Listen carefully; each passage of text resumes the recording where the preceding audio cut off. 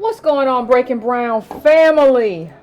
Got a lot to talk about. I don't usually. What's going on, Sonny? What's going on, everybody? What's on, Clark, Mari? What's going on, family? Listen, I don't normally like to necessarily continue conversations from the conversations that we have last week. I try to move on because usually there's enough in the news and there's a lot we got to talk about in terms of black politics. So normally that's kind of like the way I like to do it. But this time it was kind of different because, well, you already know. But before I get to all of that, please get your libation, get your chamomile tea or your orange juice or your iced tea or your Long Island iced tea or whatever you need to do to relax and get yourself ready to have this show and hear this show. Please like, please subscribe, please share with your people, with your Facebook people, and please take the information and actually make it matter in your life and inside of you. Also, if you want to donate, you can go to donatebrown.com. Please go to subscribetobrown.com if you have not subscribed already to the email list. Please take care of that. If you want to go to patreon.com/ycarnell, you can do that as well, and support black politics and all that good stuff that we getting done around here. So listen, a lot happened. Somebody said cherry coke. But a lot happened, family. A lot happened since even the last time. I didn't even anticipate that we were going to have all this stuff happen about Kanye from the last time. I thought the conversation that we had the last time was going to be the conversation that we had. That was going to be the end of the conversation, and we were going to be able to move on. But listen, Kanye West, not only did he do a conversation with Charlemagne Leonard, and do an interview for about an hour and 40 some odd minutes. I watched it twice. Not only did he do that, he went to TMZ. Now, do you all remember Kanye used to fight TMZ and fight paparazzi? And he went to TMZ and he got schooled by a brother there. I think his name was Van. He got schooled by that brother. But we have to see, one of the things that's very problematic that's happening right now is that a lot of us want to talk about Kanye West and what he said about how slavery didn't happen, how ignorant that was, and it was, and how much he's changed in regards to now he's doing lipo and all of that stuff when he says he's a free thinker, but being on lipo is about, or go and get lipo, that's and I'm not judging it at all, but there's a sense of how your body is perceived and all that, and Kanye had said that he was outside of all of that. So we have to unpack it, but we have to unpack it within the context of black wealth, within the context of black identity, within the context of black celebrity. We have to tear it apart within that context, and we have to find a way to discuss this in a way that makes sense for our politics, because a lot of us don't understand what we're seeing. But see, the thing that I don't understand is I don't understand why we don't understand what we're seeing. But what do you mean, Yvette? Kanye just lost his mind. Yeah, Kanye West has always had these sort of problematic, godlike, I'm sort of a deity tendencies. But there's something else going on that nobody really wants to speak on. And it's not just him. When you say, there's one guy I've been hearing a lot about as of late, right? And that one guy is Snoop Dogg. And Snoop Dogg has been one of the main ones. I saw him trolling. I went around to the black celebrities' Instagram, and this guy is trolling Kanye West and 50 Cent's Instagram. This 55-year-old man or whatever he is trolling on Instagram. So we're trying to say, there's one thing that's happening that's not true. We're trying to say that this is just about Kanye, but it's not about Kanye. This is about black celebrity. What you're witnessing with Kanye is an exaggeration of black celebrity. All of the black celebrities have been saying the same thing Kanye said. And so we have to dissect what Kanye got right, in terms of Kanye got some stuff right at the beginning of his TMZ interview, and we have to dissect what he got right, why he got it right, and what he got wrong.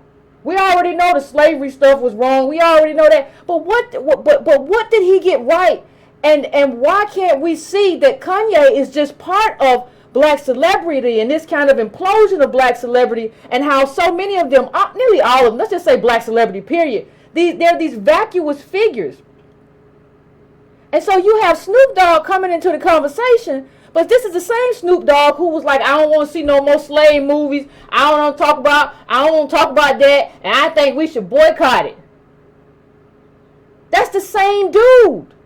Now understand that, like, one of the things that we've talked about is you never really hear a Jewish person say, I'm going to boycott a Holocaust movie. I'm tired of seeing it. It's too much other stuff out there that we should be seeing. Because there's a power in having people see your story and understand your story. Now, if you have a problem with that particular roots, I understand that, and we can dissect. That's why you can be a film critic. I can be a film critic. We can all get together and talk about why that wasn't the best kind of representation in terms of roots.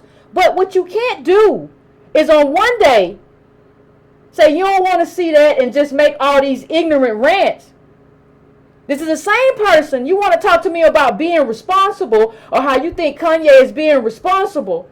This is the same person who said, Snoop Dogg said he don't have a will and he wish he could be the fly on the wall when his family is fighting over his money or whatever. See, that's irresponsible.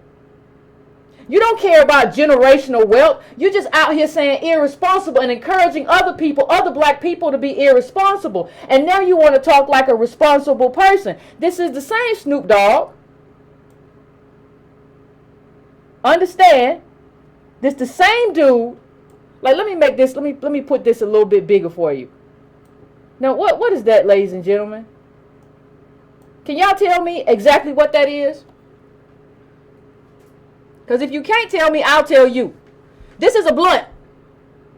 This is a blunt. Now, he says that is his morning blunt, right? That's what he said. That is my morning. That is what I do. That's my morning blunt.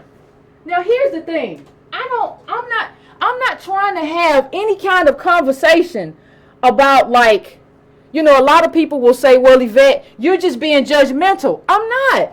I don't have, like, that's not a thing that I have an issue with. But what I'm trying to get everybody to understand is that during the time that this is something that he was, like, encouraging. Let me move this over for you. During the time that, like, he's encouraging this is during, like, the time where, like, weed is still illegal. So understand, while you're normalizing this, shout out Craig Bartle, I appreciate you for the donation. Appreciate it. While you are normalizing this, black boys are getting locked up for this. Now, I'm not saying one way or the other. I understand that, like, what happens in the black community is that we self-medicate because so much is going on. But what I'm saying is that you have been an irresponsible person and you continue to be an irresponsible person. So I really don't understand where you get the leverage to start talking about what Kanye is saying or not saying. You should sit down in a corner somewhere, because what I'm showing you is that black celebrity, Kanye West, is just like an exaggerated version. He's the most exaggerated version of black celebrity. And what he said in that interview, he said, listen, he said, before, he said everybody used to love Trump. And he said Kanye said don't nobody love Trump. And everybody used to love Trump. All the rappers used to love Trump. And that's true. And you can't say, like, I understand what everybody's saying. But here's the thing. Trump's always been Trump. Right? I have no problem if you're political and you want to come in that room with an agenda. Once he became president, with an agenda, not trying to sell your album, not trying to get something for yourself. But if you want to come in that room with an agenda, I get it. But what I'm saying in terms of everything that we're talking about, what Kanye West is saying in terms of those rappers, he's right. They were all there. And they knew Trump had housing discrimination. He had all kinds of problems with the with the Central Park people, all of that stuff. We already knew. You can't say, well, that was then, this was now. No, Central Park 5. And if you're going to say that, then you have to own your ignorance. You have to own that. Listen, I'm ignorant too. And for a while, I was just as ignorant as Kanye. And I probably still am. But you got to own that you don't get to talk. And you got to own it like this is all a black celebrity. There ain't no like, well, this black celebrity. What you're witnessing right now, what we are witnessing right now collectively is the implosion. It's almost like, like Antonio Moore talks about a decadent veil. And what you're seeing is the veil fall apart. Like it's like a little raggedy veil now. Like it ain't even no real veil no more. It's just falling down around them because we see who you are. And we see that Kanye is not some kind of anomaly. It's not just Kanye out here. Y'all all been having these conversations about get your money. We love Trump because Trump don't care. I'm Donald Trump. I Donald Trump on him. I smoke George Bush weed or whatever. It's all kinds of stuff that I've heard in songs. And it's not just Kanye. This is not a Kanye problem. This is a black celebrity problem. This is a black celebrity problem. Whether or not you want to own it is not my deal. But this is a black celebrity problem. How many black celebrities can we count on? Have we counted who have been like in this same space, knowing what we know about Trump? And some of y'all, like your boy Diddy, you grew up. You were in New York. You saw how Trump moved in New York, and you still liked him. And you still had no problem being around him. This is not a Kanye problem. Kanye is an exaggerated manifestation of a black celebrity problem. And that's why I have said, if you want a solution, one of the solutions is divesting from these black celebrities, because these black celebrities are not the black celebrity of, this is not Harry Belafonte. These are not people who know things and know how to communicate those things, or who are advocating for you. You know what they do? They use Black Lives Matter aesthetic. It's an aesthetic. So you might come out with a Black Lives Matter t-shirt. You might come out with a Black Lives Matter sweatshirt. Diddy said that, Trump, he's my friend. But now you don't got nothing to say? But now you don't have nothing to say about how you being his friend is the same thing as Kanye saying, that's my friend. That's what he said. Kanye said, that's my boy. That's the same thing as Diddy saying, that's my friend. Kanye said, that's my dude. That's the same thing as Diddy saying, that's my friend. This ain't, Kanye is no outlier that you can just throw away. In the very same way that Trump's not an outlier among millionaires and billionaires. They all feel that way. They all feel like people are trash. Trump is just kind of honest enough to say it. They don't care. They don't care. And so you're getting into this space where like people don't understand what they're doing. People don't understand the consequence. And people don't understand that black celebrity is over. Just say it. And people don't understand that black celebrities, and it's not just Snoop Dogg, and it's not just Diddy. Like black celebrity has been saying the same thing for a long time. You got to understand, for Diddy to say what he has said about them being friends, and for Kanye to say that, what does that signal to little black boys coming up about their politics and who they should admire? These are irresponsible, ignorant people that you all, not as much of the Breaking Brown family, but all of us as a black community, we're following these people. They don't know anything. See, the only reason you know that Kanye doesn't know anything is because he's talking, and he's talking loud. These other people talk, but they don't talk as loud all the time. And they're not as exaggerated and as hyper and just following around cameras the way Kanye is. And they're not as honest as Kanye. But it's the same thing. They're all a problem. And we have to own that they're a problem. And they don't know what they think they know. Like, listen. A lot of you, and it's, a lot of us have been following people. And so Kanye West says something to the effect of, well, it's all an idea.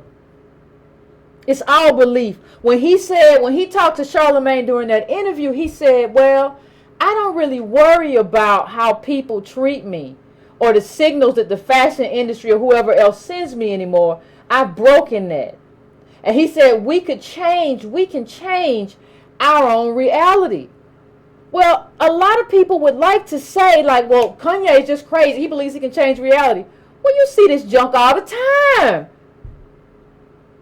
Now, I'm not saying don't work, but Tyler Perry will tell you, well, you can be a millionaire. You can be just like me. You just plant seeds and blah, blah, blah, blah, and blah, blah, blah. I'm not saying you don't plant seeds. I'm not telling you not to work hard. But what they're doing, they're trying to substitute like this black imagination in the place of black politics. So you become apolitical because Tyler Perry made a viral video just telling you to plant a seed and water the seed and everything gonna be okay. It's a lot of people out here who want to talk to me about faith and want to talk to me about whatever, but you got a lot of faith out here without no works. Everything that we have is black politics. Like, and you can't say, well, black politics has done nothing for me.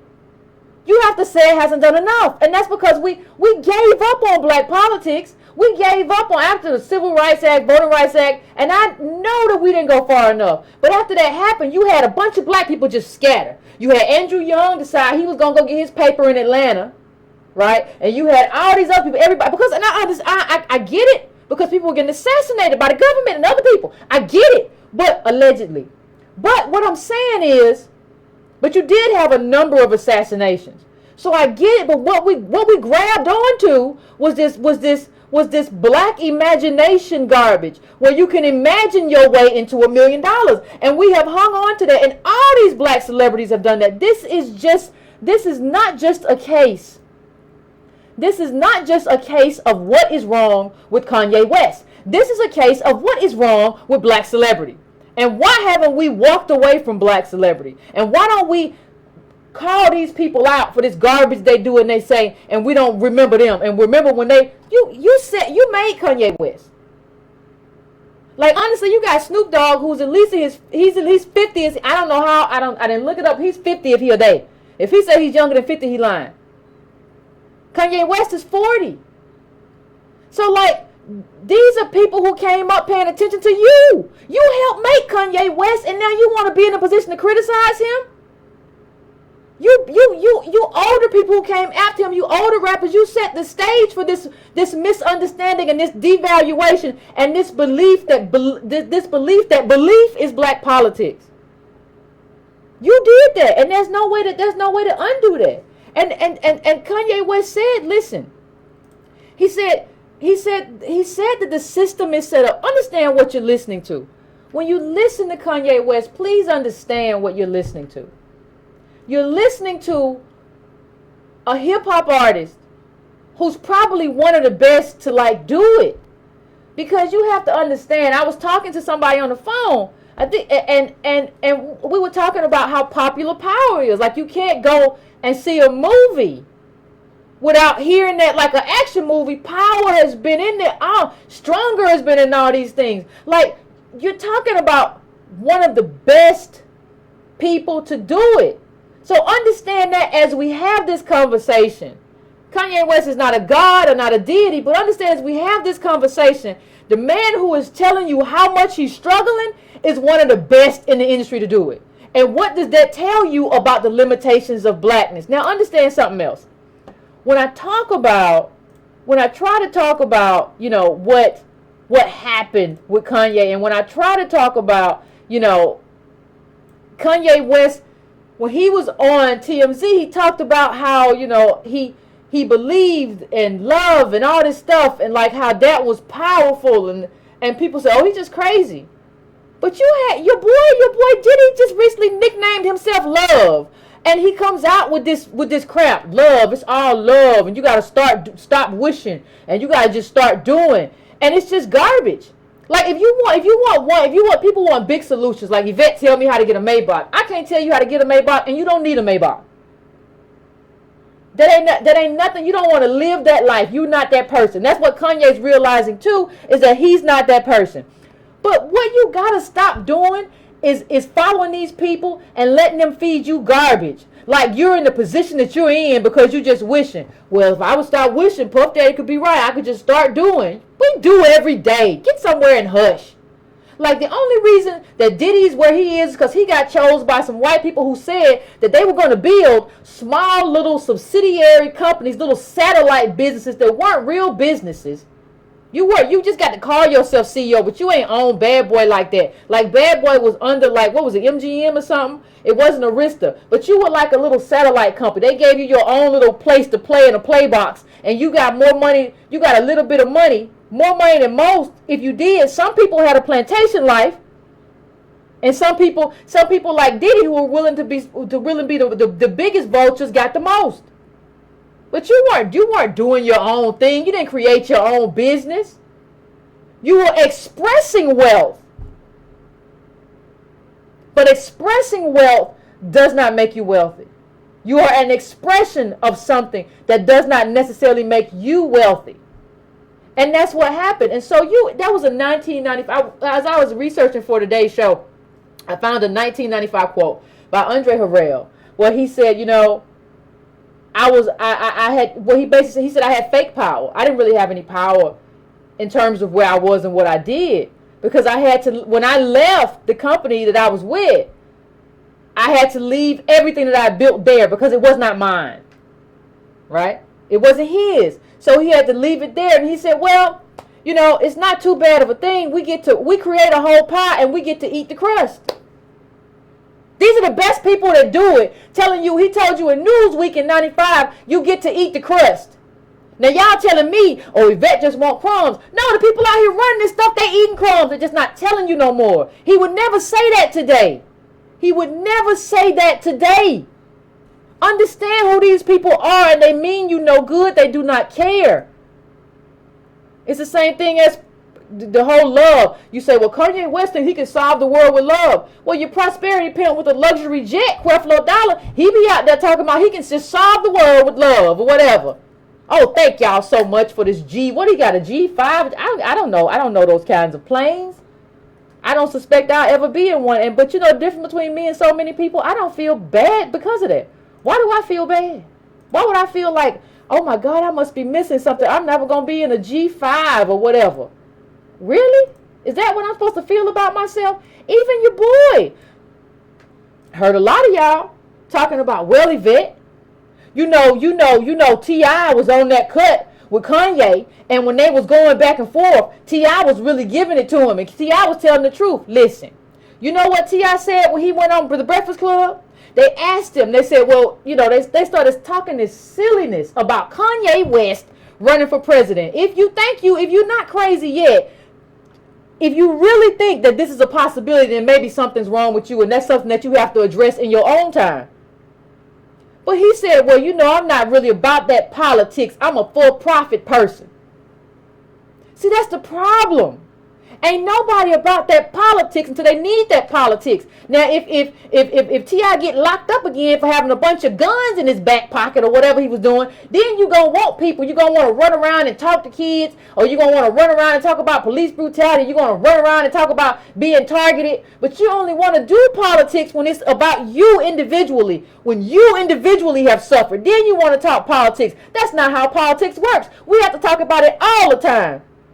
We have to be mindful all the time about, you don't get to say that as a little Negro who used to sell drugs, that I ain't about that politics, I'm a for-profit. You don't get to say that. So what were you doing on the album? You're just as bad as Kanye because you're still saying, I'm not about politics. Everybody is trying to be apolitical. Everybody's trying to be a shark without no... These black people out here talking about they don't do politics are like shark with no teeth. What good is a shark with no teeth? You don't realize you ain't got no teeth? But you feel like you got teeth because you got more teeth than your group. So your group is little flounder fish. The rest of African Americans, we like flounder fish because they didn't let us grow. Like they did, it's like they gave us something so we couldn't grow. They put all the failure in our neighborhood, made us slaves so we couldn't become sharks. And so they made you a shark or a baby shark. You ain't Jeff Bezos, T.I. You ain't Bill. You don't drive industries, T.I. So you don't get to do that anyway. But because you're bigger than us and you got little teeth, you feel like you something. You still can't fight the big shark. You can only eat us. Who do you think you are to be able to say, I don't do politics, I'm a free market, I'm free enterprise, I'm a for-profit. Oh, hush. And see, we let these people like, we cheer that on. if you want a solution, you can't cheer on people who don't do politics or who have bad politics or who we go and we built them from day one. I don't care who goes to their shows now, but we made you cool because you ain't gonna never be cool to that white kid if you're not cool to these black kids first. So we make you cool and we suffer and you say, well, I don't really do politics. That was your chance right there to say, yeah, I'm for politics and I believe X, Y, and Z. And if I find a politician who believes in the same thing I believe in, that's what I'm going to vote for. That was your opportunity right there to help give black people a black agenda. But instead of doing that, you did your little slick southern thing. You know, I don't do politics. Ain't funny. That ain't been funny in 10 years. But go on about your business. I don't really care about that. But what I'm really trying to drive home is, and here's your boy Andre Harrell right here. And I'm finna put it up. He says, I believe you can speak things into existence. I understand a lot of stuff, but what I'm trying to say is, how different is this? How much different is this than what Kanye is saying? Kanye is saying that, like, everything is an idea, and we can have different ideas, and we can move towards this idea to a different idea that's transformational, even though he said some stuff that was awfully wrong about slavery. Awfully wrong. Right? But he's been on this whole trip of everything is just an idea, and I broke this thing that happened in my mind. I don't have to deal with that no more, and I can make my own life. I can will myself into a powerful position just by the will of my mind. How is that different than what all these other dudes have been saying? How? I'm looking in the chat. I'm waiting for somebody to show me how. And y'all will tell me, like, Yvette, you don't know what you're talking about. Except I majored in political science, worked on the Hill, read this stuff all the time, but I don't know what I'm talking about. This is who you're going to follow. Okay. Because you just follow, like, we've been this trap, we just follow people critic conference.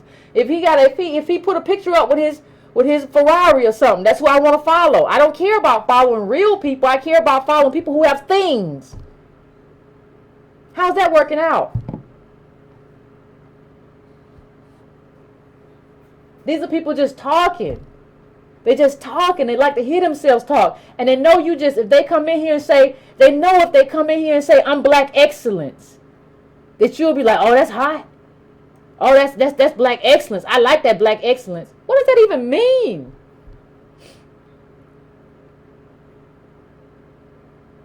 How does that even make sense?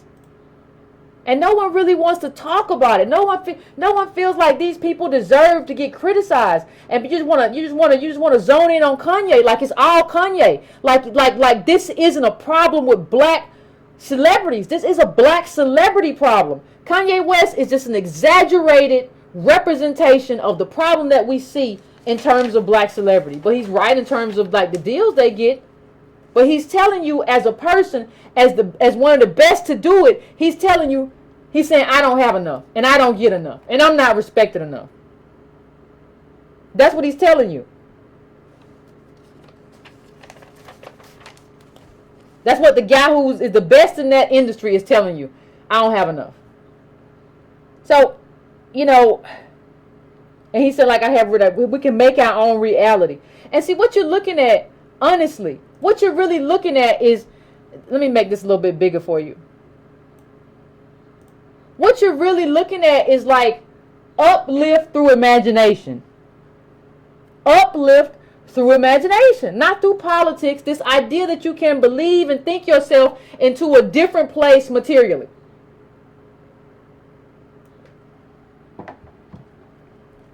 That's what we're looking at. Make it a little bit smaller now. He says, my point is, for us to have stayed in that position, the numbers were on our side, means that we were mentally enslaved. What numbers were on our side? Like, there were no numbers on our side. Like, but listen, you have to understand, if you don't understand anything else that I'm saying, that black imagination is not a substitute for black politics. Black belief is not a substitute for black politics. We have gotten into this space that if somebody says something or does something inspiring, we somehow believe that that is a substitution for black politics. I don't have to do anything because Tyler Perry didn't do anything. Well, these people did things, and a lot of times not good things. But you don't understand that they were chose to be an expression. They were chose to be a tool. And a lot of these people were chose. It's like the person who said last time on my show. They chose a specific kind of people. These people are chose to be a certain kind of social engineering to keep us believing in something. And it's not just us. It's not just us. They're chose to make white people believe a certain thing as well. You hear him, if you watch the hour-long interview, you hear him start to talk about how Jay-Z had to co-sign like on his tour because he was so much in debt. Like when Kanye West said he was $50 million in debt, I don't think he was lying. I know Kim Kardashian tried to come on like, I just cashed my $80 million. What? No. I don't even believe y'all. Y'all have separate accounts. What he's telling you is I'm the best and I don't have enough. Now, I don't understand how Charlemagne the God interpret that to mean do for self. What Kanye West was showing you the limitation of blackness and the limitation of do for selfism. Because he tried to take the money he had and parlay it into something fundamental, and it didn't work. Because we don't have any access to wealth. And it's kind of like Antonio Moore put up a Facebook post, and I'm going to see if I can find it. But it was it really brought home like part of the problem with believing how we believe. Like we don't have any access to wealth. You don't know and say, well, what you mean about how many people you know with like $5 million in their checking? I'm just asking. Answer in the comments. Just answer for me. Let me know. Because I haven't seen it. I haven't seen it. If you want to tell me you've seen it, then okay. All this love crap. But one of the things that happens is that we really begin to believe like all of this stuff that's not true. So when you look at it, we begin to believe stuff that isn't anchored in reality, right? So when you look at Kanye being in debt, and when you look at what that means, and when you look at what he came from, what happens is that you then, if you're willing to, you begin to understand something. So here's the pick I wanted. Now, and this is what Antonio put up, and I want to drive home. He said, our people look at this shrubbery we're looking at through, and we see all the $1 million potential, Kanye West, and all this craze. White wealth sees it for what it is, undeveloped grass. See, one of the things that we have to understand is that in order to understand wealth, you either have to study wealth or you have to have it. You either study it and you study it hard and you study the people who have it, or you have it. So because Kanye doesn't understand wealth, he doesn't come from it. He doesn't know all them hills and stuff. You got to make all them hills flat and do all this stuff, or try to build like they build in Norway on top of the hills and all that stuff. And you don't understand how much money you don't have. Okay, Yvette, what do you mean, Yvette? He don't understand how much money he don't have. Listen, if you don't come from wealth, you don't understand when you need $1 million versus $10 million. You don't understand when what you're talking about will cost $30 million as opposed to $20 million. You don't understand when you need $200 million as opposed to $10 million. Because $10 million is like a gazillion dollars to you because you ain't never had no wealth. So you don't know how to count this and like really understand. You have no idea. You don't know how to understand what this means.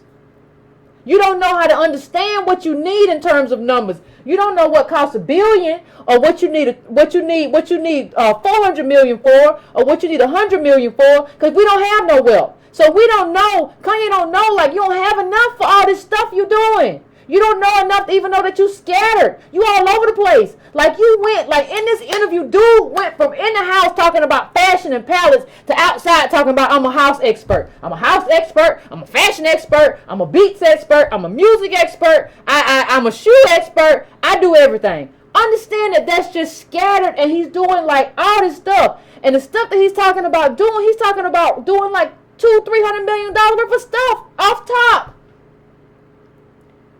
You don't even know. You don't even have the skill set to look at that and know. And look at that and know, yeah, I don't, like this, how much it's going to cost for me to be building on these 300 acres. You don't know. White dude who been doing that forever and got wealth, look at that immediately. And he'll tell you what you need. He'll also tell you why ain't nobody bought this. He'll tell you why you would have wanted to buy it. And he might tell you, look, somebody unloaded this junk on you and you just didn't know no better. That's what happens when you don't have no wealth, you don't have no access to it. People just unload stuff on you. You don't know. You just know that you have aspiration to do something big and be something big. You know, we're not looking at like a lot that need a house. We're looking at a guy that can't get into fashion, talking about I'm a house expert. You ain't even really got into fashion. You did some fashion stuff, and now you out here talking about everybody knows how much I am about houses, and I'm a house expert. You know, you said you're going to be the Walt Disney of houses, and that all American houses are trash. So you was a fashion expert, and you was a music expert, and you a house expert, and you a shoe design expert, and you everything, and people just looking at you like, what's wrong with you? And I talk in waves, I talk in streams, and it's just like, dude, like you don't understand, like you're scattered. You are scattered. You are just everywhere doing everything without the finances or the wealth to do any of it. And you don't understand that screaming on these white people and screaming on white capital ain't going to get you in the space to get that done. You don't understand none of that. You just out here bringing Candace Owens, that dizzy broad. You just bringing her with you everywhere to talk about stuff. And she's just trying to get put on. She ought to be ashamed of herself. Like trying to use this man who's obviously got his own problems and stuff to get put on. You ought to be ashamed of yourself, you scavenger chick. But like, this is just what we're dealing with right now. This is what it is. This is the best, but he feels like, see, too many of us, we feel like we've gotten in our heads that having a victim versus victorious mindset will change lineage and history and everything that we have in this country. And you don't understand that it won't. Kanye West also don't understand that Jay-Z was never his friend. Like, that ain't your boy. Like, it's a lot you don't understand, Kanye, but you don't bring, like, you didn't bring me to talk to you about politics. You didn't bring Antonio. You didn't bring Alexander. You didn't bring no activists in Chicago. You always talk about Chicago and how you want to help Chicago. It's a bunch of activists in Chicago trying to help Chicago. You could have reached out to any one of them and they would have been happy to come and talk to you about the problems in Chicago. You didn't do that. You caught this dizzy broad who wants to get put on and get $1 million. You got her. Like, this is your responsibility. That's why I can't be with you no more, because you just don't even understand what your responsibility is. You too caught up in this weird narcissism. And this somebody I defended you in the past. I was like, yeah, he kind of throw it off, but come on, he make monster. I'm a whatever. Let's go with him and leave him, give him some chances. No more. You talk about, and see, the thing is, with Kanye, we allow him to also, and we allow this with a lot of people, we allow them to talk about how they want to be raceless and then kind of talk about how they're limited by race. So if you listen to that Charlamagne interview, Kanye says, on one hand, after the Taylor Swift debacle, he didn't get played on radio. Like, he was like, the powers that be shut me down. That's because you're not a part of the powers that be. That's a limitation of race. You're not a part of that wealth class. You're not a part of that web of wealth. And so you got shut down. So you talk about that in terms of race. And you talk about these fashion people and how you got there 49 minutes late and they let you know, don't mess up, boy. They let you know that you was a Negro playing on their field, boy. That's what you said. So on one hand, you talking about all the limitations of race. That's what you did, Kanye. The limitations of race. But on the other hand, when somebody says, like, black, well, I don't want to be kind of seen just as black, I'm beyond black. He said that. Go back to that interview and listen to how many times he talked about wanting to be seen as or perceived as something beyond black. Now, your life, in terms of what you just told me, is very, very black. But you're telling me you want to be seen or perceived as something other than or beyond black. It don't work that way. And we got to start telling people it don't work that way. It don't work that way. You don't get to be this kind of like beyond black post-racial person and then come to us and complain about what happens when you're black. That's not how it works. You don't get to be two things. You're not a superhero. You don't get to do that. And so I mean, you have to, if you haven't already, please go watch the interview. The interview is kind of phenomenal in terms of what it reveals about how problematic black celebrity is for us. I think I mean, just go back and look at it. It is kind of phenomenal. And you gotta look at this. I don't know if you all saw it. Let me bring this up. Look at this part. I mean, I want to bring this up. Look at this. Check this out. Like, if you haven't seen it, they go for a walk in probably the last 5 minutes of the interview. Y'all think this man who says he got cut off in music, he don't get played on the radio because Taylor Swift, he's had his breakdown. Y'all believe this man on this hilly road, on this hilly stuff, y'all believe that he gonna get like trucks and wood and all the stuff necessary to get up there and build all this stuff. And y'all want to tell me like, well, Yvette, you just being a hater. You just being a hater. You just don't want to see him, do well. I'm just realistic. You can't maintain your own self, Kanye. You can't, do I really believe this man's he got to flatten that stuff out. A lot of stuff got to be flattened out. This is a real hilly, this is a real hilly piece of property. You got to flatten a lot of stuff out. You got to bring a lot of wood up there. You got to bring a lot of bricks up there. You got to put driveways and stuff up there. I'm looking at this and I'm thinking about Kanye and all of his limitations and his financial limitations. You in debt from this fashion stuff. You have your own, your own mental problems. You want me to believe in this. And then y'all will be like, well, Yvette, you just don't believe. No, I just know what stuff looks like. I can just see. I can just see. It's not my problem if other people can't see, but I can see. You have to, I see. I don't know whether y'all see it or not, but I see it. I don't know who sees it. I'm not responsible for who sees what and who don't see what. Kanye West is the same person. Now, he'll tell you this. Like, he also said, I don't have very strong political opinions. Well, when you're a developer, you have to have political stuff. You have to have relationships with politicians. You don't just be a developer and not have relationships with the people who determine the laws and everything and the codes for what you're building. So that's the not being political is a limitation right there in and of itself. But you're gonna be the Ford of building houses. How?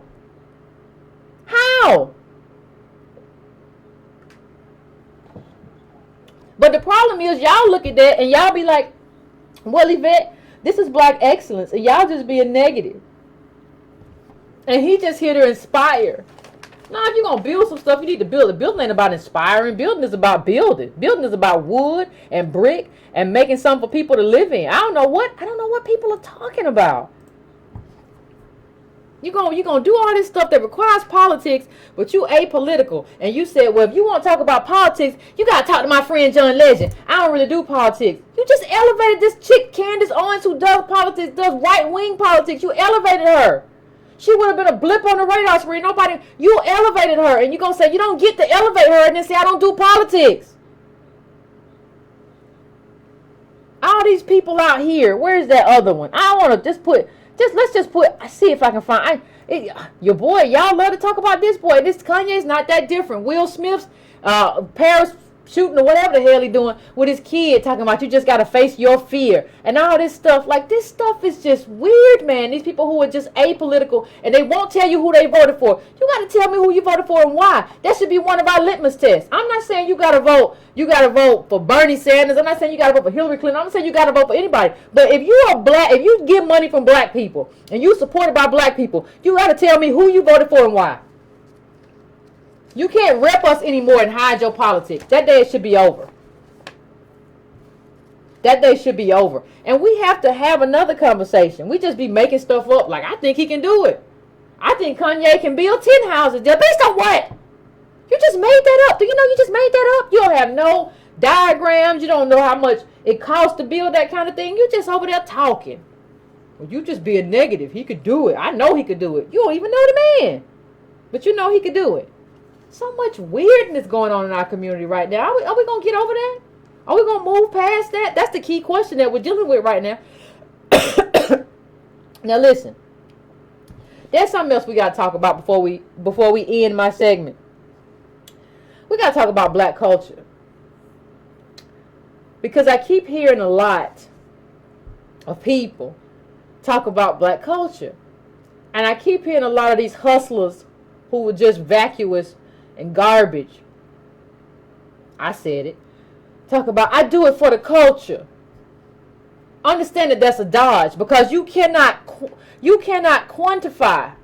You cannot show any tangible anything for just doing it for the culture, right? That's just something you say to make people feel like culture means something. But let's really discuss what the culture means.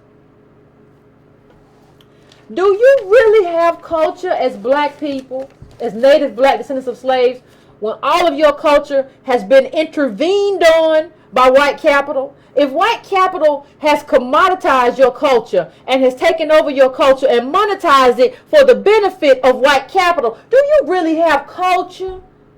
Just a question. I tell you, culture, and this is one thing I said about Issa Rae. And people got mad.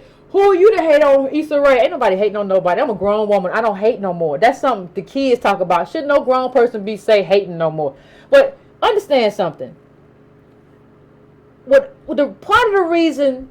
of my criticism of Issa Rae's show has to do with the fact that I know it's not about black people.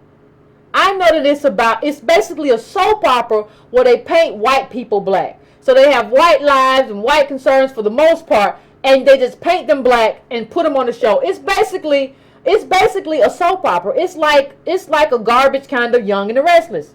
And it's not garbage necessarily just because it's poorly written, which I believe it is, but it also is because it's there to make white people comfortable. Issa Rae's show is not really there for you.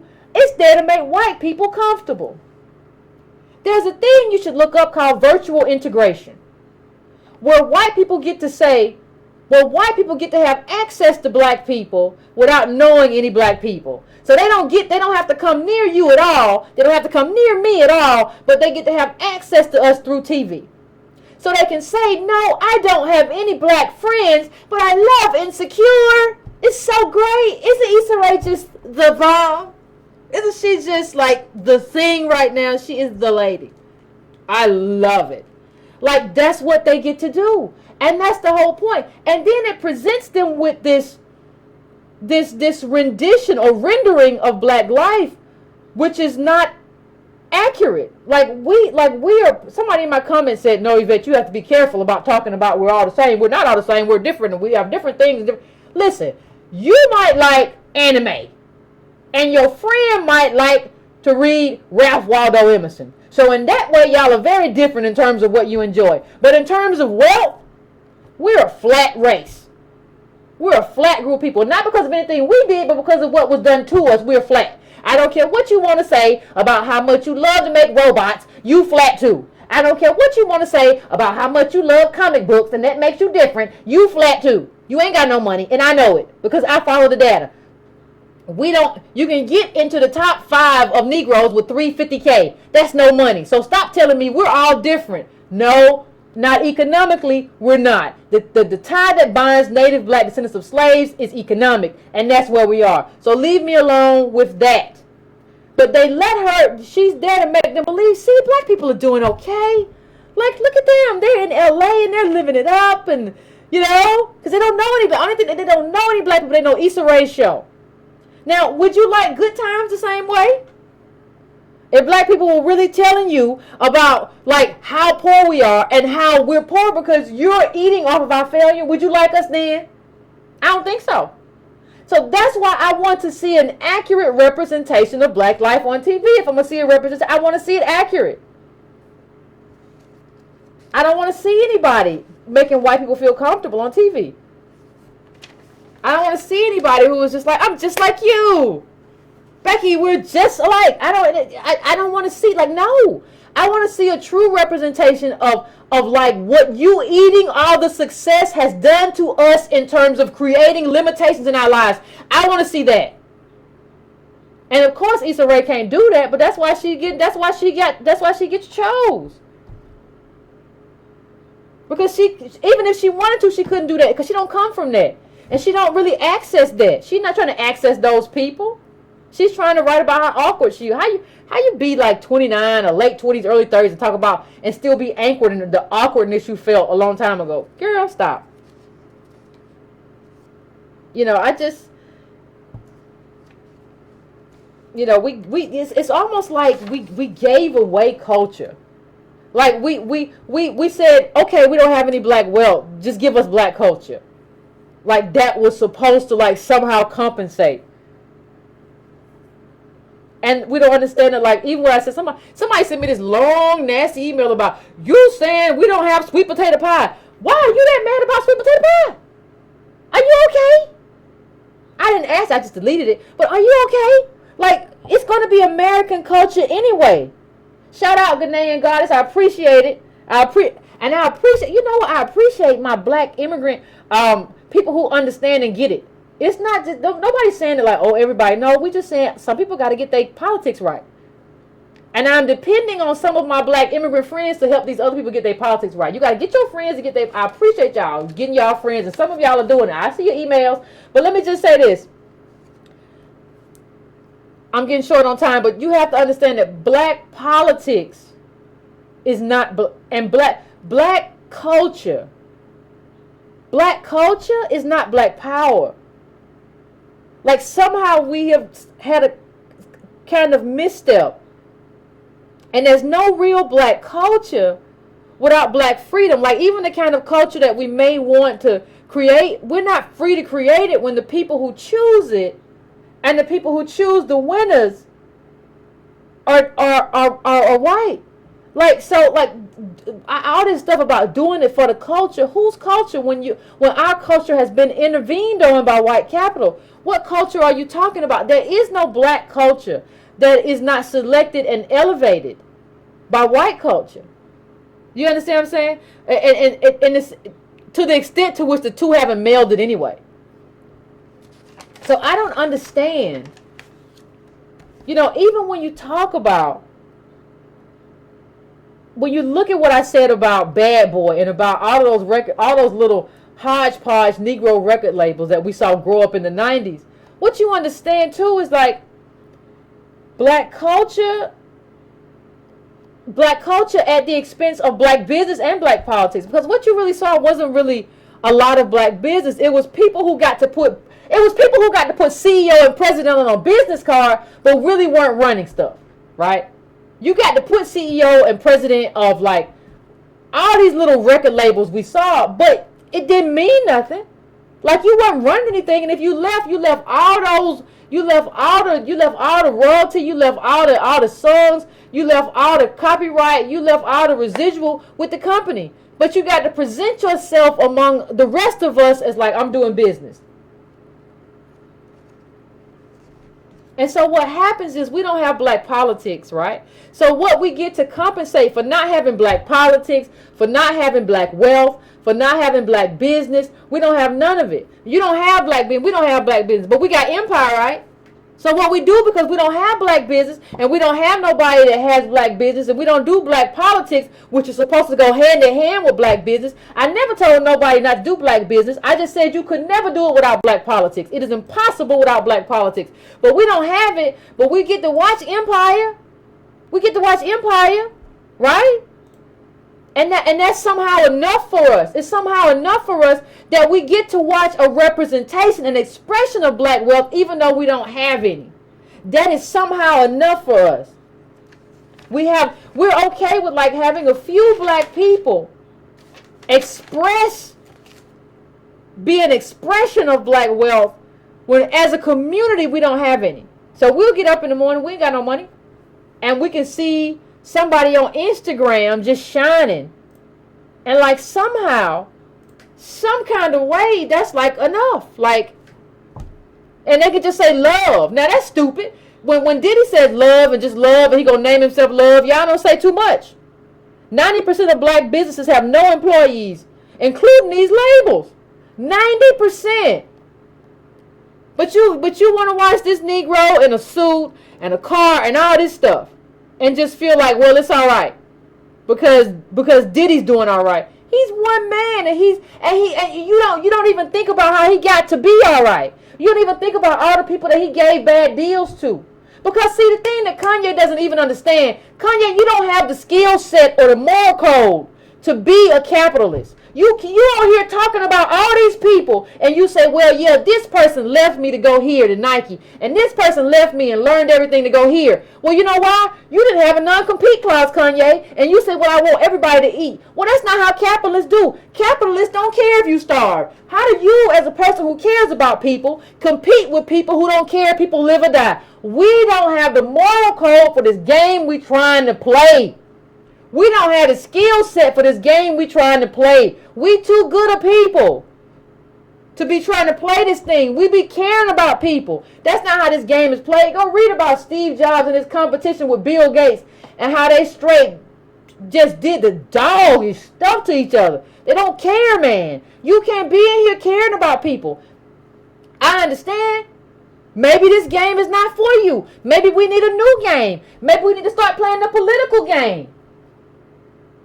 How about we do that? That's a game that's more fit for a collective group with no wealth. But you want to be out here and try to be Diddy. You know how many people done got messed up contracts, allegedly, from Diddy? He don't care. He is a true capitalist. He don't care. But he can do all of that stuff on one hand and still come here and tell y'all it's about black love. It's about black excellence. It's about love, y'all. It's all about love. That man know it ain't about no love. But my question is, how do we believe this stuff? You know, I don't understand. You can't be a, see, the thing is, we as black people, we want to try to be white, understanding that being white means stealing from black people. Like, that's what's happened. Like, in terms of white wealth, in terms of white capital has basically stolen us in terms of our labor, and in terms of, remember the clip I put up last week about how black business people were taken out of competition because white mobs came and took it. So if white success has meant stealing from us, how do you think you are going to gain it? It requires you to be something other than what you are. I don't understand any of what's happening. I don't understand any of it. I don't get it. I don't get it. So we just out here just being wildly aspirational. And we say, well, I like what Kanye doing. And you have no idea that, like, Kanye don't understand what Kanye doing. That's why all these people aren't paying any attention. Like, you first of all, you don't have any wealth. You don't have a web of wealth. You don't have any Congress people or whatever who could like really cause consequences for Facebook or whoever doesn't listen. You don't have it. They don't have to pay attention to you. And so, like, whatever solution that we have for ourselves, it has to be a collective solution. There are no individual solutions for Black America. And anybody who tells you that there are is just trying to take advantage of you. You know, and the most ironic thing, though, let me see if I can find this clip. The most ironic thing is the way in which, you know, the way in which your boy Charlemagne totally misunderstood everything that Kanye said. Well, what do you mean, Yvette? I mean he misunderstood everything. There's no other way to say it. Like, he misunderstood everything. Like, he got to the end of that and he said, well, the lesson here is do for self. Kanye West, in that interview, what he expressed, and this is the Charlemagne Instagram, whatever. The lesson was, I have tried to do for self. I'm the best in this rap game right now. I've been most successful, and I have tried to do for self, and it has left me shattered and in debt. That was the lesson. I have tried to do for self and I don't have enough money. The person who does it the best is telling you, I don't have enough to do it. And Charlamagne takes that and somehow in his mind, and I think it was a decent interview, but in his mind, he says, well, you have to do for self. Kanye West, not even just some new up-and-coming rapper. Kanye West is telling you, I don't have enough to do for self. It has left me, trying to do for self has left me in debt and in a mental institution. And you're telling people that's what you should do. No, what you have, Charlamagne, is you have a belief. But your belief is not undergirded by anything real. It is a fantasy. It is an imagination. That's all it is. Let that go in terms of believing that that's what we have to do and that Trump is an opportunity to do for self. He's forcing us to do for self. And Negroes love to say, we building out here. Asking Kanye, why would somebody leave? Why would somebody leave where they at to come work for Nike when they be over there at your Off-White or whatever, when they be over there at your business? Charlamagne, are you crazy? What do you mean? Like Nike is Nike. Nike is a multi-billion-dollar company with distribution, with money to throw around, and Kanye isn't. What are you talking about? We building. What does that mean? Like, we just throw around these little stupid phrases all the time, like they mean something that they don't mean. You just want them. Like, understand, there's a difference between you wanting something to mean a certain thing and it meaning a certain thing. You wanting it to mean that don't mean nothing. It don't mean nothing. You want it to mean something, Charlamagne, but it don't. This man has been trying to do something that's almost driven him mad, man. He's running around here talking about liposuction and talking about he was on opioids, and Snoop Dogg don't get to talk about nobody on opioids when all you do is smoke weed all day. You don't get to talk about him, but because y'all all been doing that. But you don't get to this man, you don't get to talk about how do for self is great when we see what trying to go by yourself and trying to do it by yourself leads to.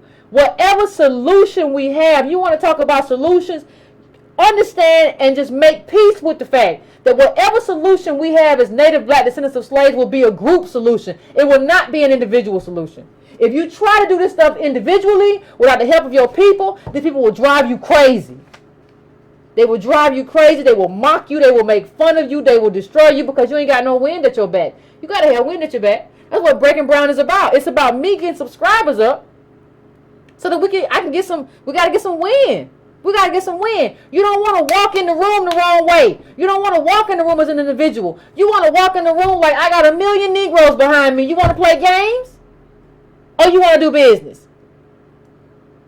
I got my support right here. I got my people right here. That's the only way you walk in as a black person. You don't walk in as, well, I'm Kanye. Don't nobody care. And what Kanye is realizing and living is that don't nobody care. And Charlamagne is like, yep, that's the right way to go. We building. That's what he's saying. And you have to understand something. Some people say, well, Yvette, in the past, there have been celebrities that have helped. And I'm going to try to bring this image up. And you don't, and see, Yvette, you don't understand. I love when people tell me all the stuff I don't understand. But you don't understand that celebrities have been, helpful in the past. I understand that. And people like to bring up Muhammad Ali as a celebrity, a black celebrity who has done good things. And I agree. But I want you to answer me one question. What would Muhammad Ali have been without Malcolm X? Because before Malcolm X split with the Nation of Islam, the person in his ear all the time was Malcolm X. Like it's not this thing of like you have these activists who don't access the info. I mean, these celebrities, black celebrities who do good stuff, they have access to black people in politics or who talk politics or who dissect America and what America is and how you should respond to America. And they in these people's ear. And they talk back and forth. I'm not trying to minimize Muhammad Ali and what he brought. But Malcolm X was there telling him, bruh, this is what we got to do and this is how it needs to look. He was there until his split with the Nation of Islam. He was always talking to Muhammad Ali. It gotta be like that between black people who do politics, activists, all those people. It's gotta be like that with these other people who are if you wanna have a black celebrity do good work. You don't do it alone. If you do it alone, you're just going to end up somewhere talking like Kanye, just saying stuff that don't make no sense. Or you're going to end up talking like Charlamagne, like, well, we just got to do for self. Isn't your radio, anyway, we're after the 1 hour mark. So I am going to, go. I'm going to take a quick break, and then I'm going to come back and go to the phones because I really want to hear what y'all have to say about that interview. The interview with Charlamagne and the interview with TMZ. I'm going to give me about 2-3 minutes, and we'll be back, and we'll have a conversation.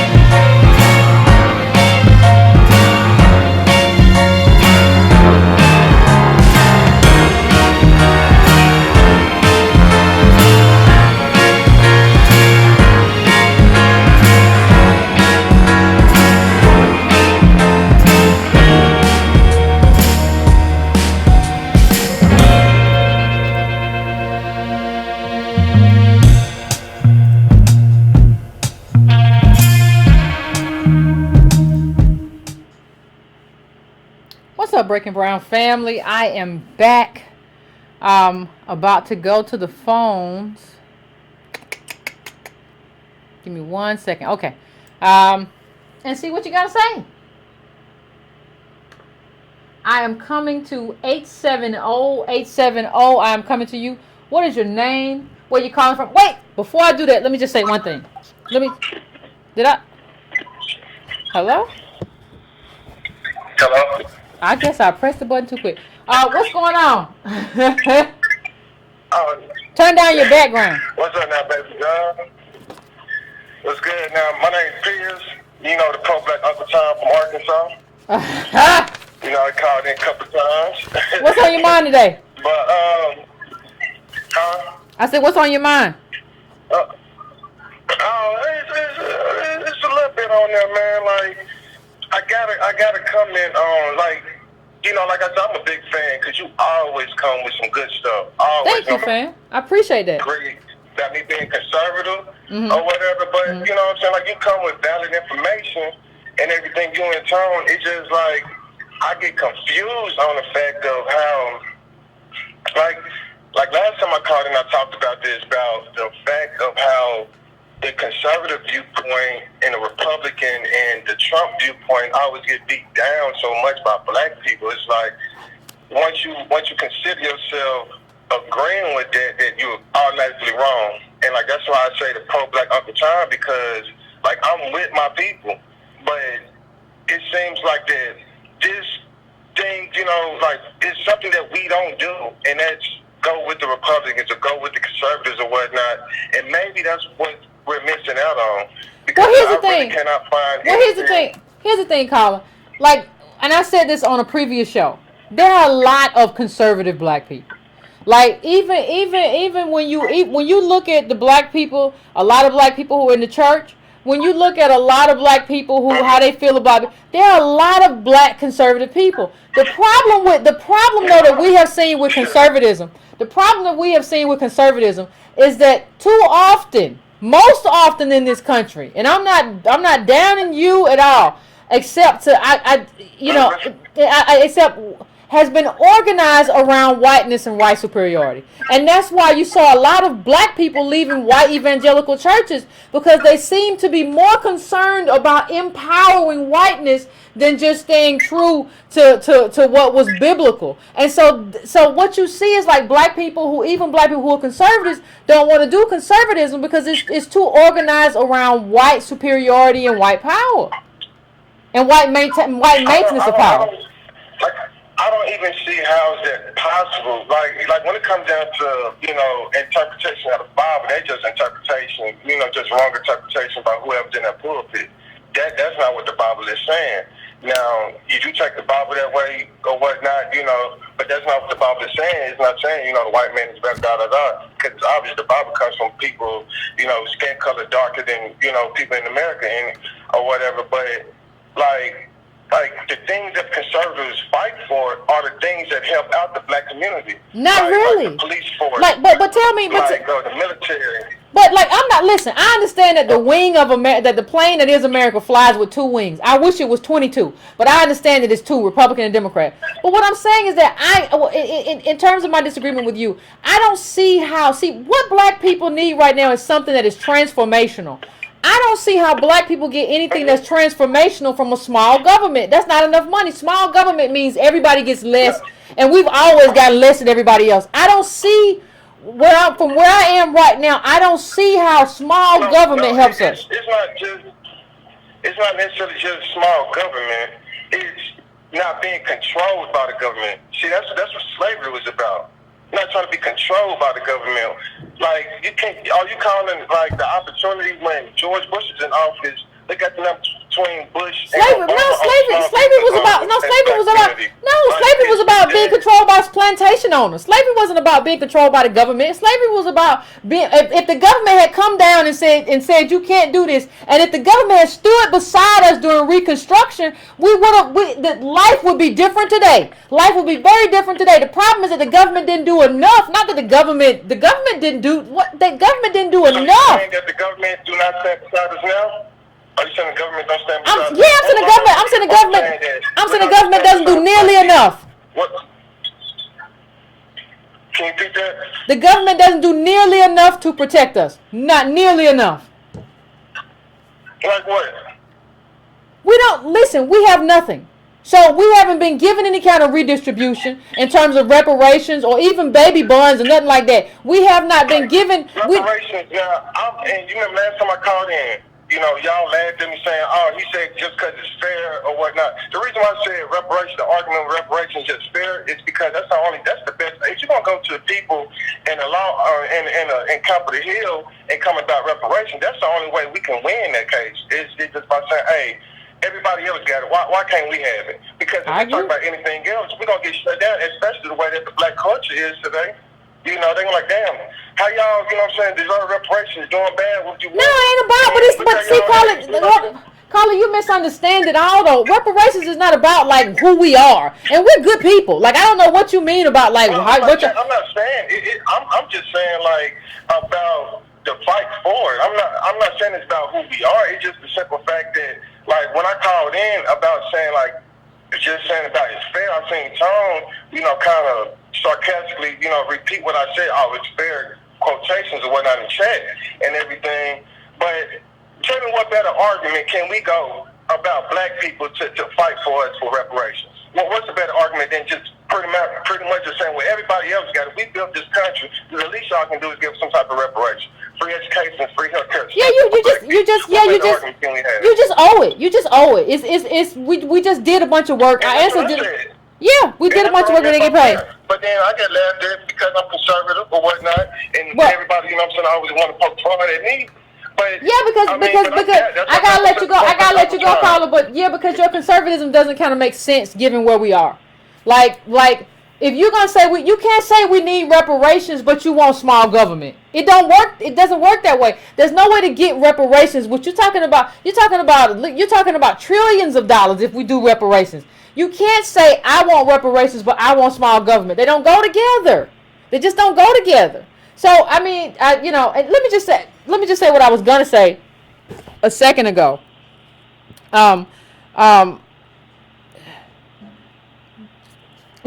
Being against Democrats because they don't do enough is not the same thing as being conservative. We have this kind of reflexive thing where we feel like, well, if the Democrats didn't do enough for us, I'm gonna be Republican. Now the Republicans right now are doing less. So like you might want to go further to the left. Right? Because that's not the way it works. You just don't go, I'm going to go to the other party. Like bing, bong, ping, pong, ping, pong, ping. That's not, I'm talking about having an agenda and being with that agenda. Okay? Regardless. You don't just pop back to the other one because you didn't like the first one. Now, what I want to say too is just like on this show, and I've been paying attention to the comments too, but on this show we have to graduate. Which means that we can't be the same show we were last year. And which means that we can't have the same callers that we have last year. And I'm not talking about in terms of the people. But like you're going to have to, in order for this show to work, and in order for the people who watch the show to get what they need as well, you're going to have to like figure your thought out like before we have the conversation. Like so we can have a concise comment and we can roll through it. And so that a lot of people who don't normally get through the call can get through it. So that, so what I'm really saying is that we did Politics 101 last year. Can we up it to Politics 102? And for those of you who weren't here, maybe you go back and you do the classes and then you call in, because we have to kind of up the game. Everybody has to be concise. And part of like, this is one of the solutions. Part of the solution is you got to learn how to communicate, because you could be at a town hall meeting and they put you on the microphone and you got to know how to boom, boom, boom, boom, hit your points and hit your points good. And you got to know how to say it in such a way that somebody has a media bite. We got to learn how to communicate. So we got to step this thing up. It just is what it is. There's nothing else I can really say about that. We're not at Politics 101 no more. We're at Politics 102. So I'm going to go to the next call, but we're going to do it that way, okay? And if not, I'm going to have to cut you off. I don't want to, listen, everybody in the comments is complaining and I feel their pain. Like, I'm going to have to cut you off, and don't feel no kind of way about it. Just know that the next time you just got to do it different. You got to be concise. You got to be concise. You got to be precise. You got to be surgical with how you understand and how you communicate. So I'm going to the next call now, 702 702, I'm coming to you. What's your name? Where you calling from? Ernest Poe, ma'am. I'm calling from Detroit, Michigan. What's going on? What's on your mind? Okay, I'm gonna make it real concise. I But appreciate first of all, I want to commend you, sister, on what you're doing and your program. My daughter put me up on it. Okay. I like your daughter. I appreciate her too. I love what you're doing. Okay. Thank you. Now watch how concise this message is gonna be. Okay. First of all, we don't have to do politics. Now you may not agree with what I'm getting ready to say. So listen to me very carefully, sister. Because I'm in Detroit. I was running for mayor. This is what's going to happen for you in the next few months. Your subscribers are going to go up probably like 200,000-300,000. Just let me finish. I'm going to make it real concise. Okay. What the problem is, and I'm going to solve the problem. In the United States, sweetheart, you have no middle class tax base. And I'm on your side. Now, watch this concise message. You don't need jobs. You don't need businesses. You need industry. Okay? Blacks don't own any industry. No. Okay? So now, what I bring to the table is, and I know people are going to be on this phone laughing because they don't know what the private sector is. And I'm from the school of John F. Kennedy. Ask not what your government can do for you, what you can do for your government. We already did a lot for our government. 1,000 more Yvette Carnells, this thing will be real quick. So my point is, how do I get in touch with you? Because let me show you something about what you're doing about Politics 102. And you're right on point. I don't know. These people don't see the genius in you. Now, first of all, before I end, do you agree with that we need industry instead of jobs and just businesses? Industry, like what I'm saying, the music industry, you need to control that. Just finish your thought. Just finish your thought, brother. Don't ask me. Just finish your thought. Oh, well, no, I wanted to get your comment because I wanted to go back and forth. Well, then I want to end with that because basically that's what you're going to see. I want to get in contact with you. You'll hear me speaking. I think we need industry. You understand? I don't agree with the government. The reparations is going to happen. And I just, like you said, you have to make your point clear. I appreciate you. I appreciate you. My email is editor@breakingbrown.com. So I appreciate you, and you can reach me there. I'm going to 310. What's your name and where you calling from? Hey, Yvette. Hey. My name's Freeman. I'm calling from Los Angeles, and quickly, I actually want to bring it back to the topic. We were kind of talking about the interview that we saw recently. But before I jump into that, I just want to say, I love your show. Thank you. Love you. A lot of times I watch the show and I'm like, Yvette's a hater. But that's not what it is. She's just wonderful. And I don't hate nobody. Well, I hate intellectually, and I really appreciate it. Thank you. You know, and one thing you said in the show, I guess on Monday, you said something so profound about Kanye West. And when I was watching the interview, I'm like, damn, this is exactly what Yvette said. And I can't remember the exact quote. So if you go back and watch it, but what you said was just exactly what I felt. And what it made me realize is this is a man who all his dreams came true and it wasn't enough. He realized that he still was confined by this, what we wear of our lineage being black people descendants of slaves, you know, and I think that you deserve so much credit for even that term, black descendants of slaves, because I would always look around wow, the Africans, they treat me like this, or I dated an African, not in I'm not ever trying to come in a negative way, but it's to really say that this is the term. So I really, if there's ever a way for you to trademark that, or really just own that, because it really, really is a very great definition on exactly what we are, and it kind of helps quantify what we're going through moving forward. So my main question from the interview, I know we did Charlemagne a lot, but I think that, again, we don't idolize these folks. And, a lot of people right now are saying about Kanye West, I'm so disappointed. Not about disappointment when we look at what they offer as far as entertainment. So with Charlemagne, I think that he was an excellent interviewer, and he kind of carried that baggage into the interviewer that if he didn't ask all the questions, that we would attack him even more. Yeah. So I do appreciate that. Okay. Yeah. But my main point, I'm going to be concise and get to the point. The point one is just that, again, this man got everything, and he realized being black is still, you don't have everything, you know? Yeah. And then the question, another thing that was really interesting was about Harriet Tubman on the $20 bill. And he was like, you know what? I'm not feeling that. I'm going to have to start using Yeah, but then Bitcoin. but he wasn't feeling it for the right reason. He was like Michael Jordan. It was just so weird. Like, what are you talking? Like, I don't want Harriet Tubman on the $20 bill either. Because why does she get to be on money and we never got our money? But like, what do you mean, Michael Jordan? We go back. We can't go back that far. It was just weird.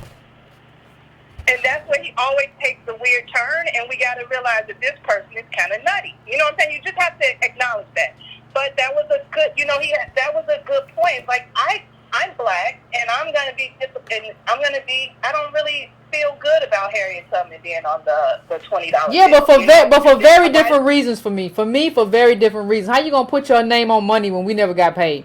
When she was freeing people who weren't getting paid. Like, no, you don't. But for very different reasons. Like, his is a very, very base kind of analysis. And I think what we need right now is complex analysis from people who understand policy and understand politics. Kanye can't help us. Kanye can't help himself. Right.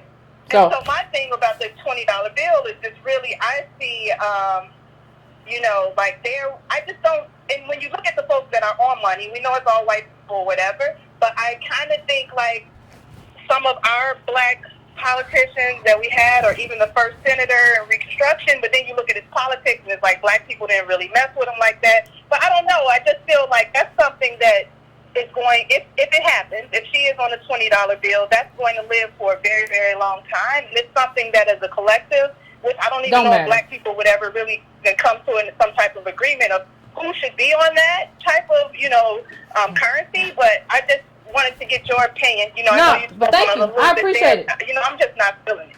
Thank you, Carl. I appreciate it. No, I'm not feeling it for a different reason though. Like that shit. Like if you want to put Harriet Tubman on the $20 bill, use that as the commemoration for reparations. Like the year you give us reparations, then you can put slaves, ex-slaves on money. You don't get to like use us for money when like we still ain't got paid. You want to put us on money and we ain't got paid? That's kind of strange, and I don't want any parts of that. But not because, well, why don't we put Michael Jordan on there? Like, what are you talking about, Kanye? You just be like, oh, you're so scattered. Anyway, I'm going to 201. I'm coming to you now. What's your name and where you calling from? Hi, this is Michael from Boston. Hey, Michael, what's going on? What's on your mind? Well, I wanted to talk about these celebrities who dismiss politics and run their mouth without business, because it reminds me a lot. Something you say all the time, there's no black business without black politics. Yeah. I would take it further, though, and I would say there's no black business without black victims. From people who want to sell us overpriced shoes, people who want to sell us flashcards, people who want to sell us liquor and the idea that a good attitude and work ethic will free us from oppression. It's all the same, and we need to treat it all the same. It's secular prosperity ministry. They're preying on desperation, like everyone else. And I'm not saying stop enjoying the things that many of us enjoy. Don't buy fun music or shoes you like or anything like that. I enjoy all of that. But don't go for the okie doke that comes with those things. You're not buying the lifestyle they're advertising, because they're not selling that lifestyle. If they had it, they wouldn't sell it. If they had it, they wouldn't sell it. Go ahead, Carl. Exploitative contract. Go ahead. What were you saying? No, I said, if they had it, they wouldn't sell it. They're selling this stuff to you for a reason. Absolutely.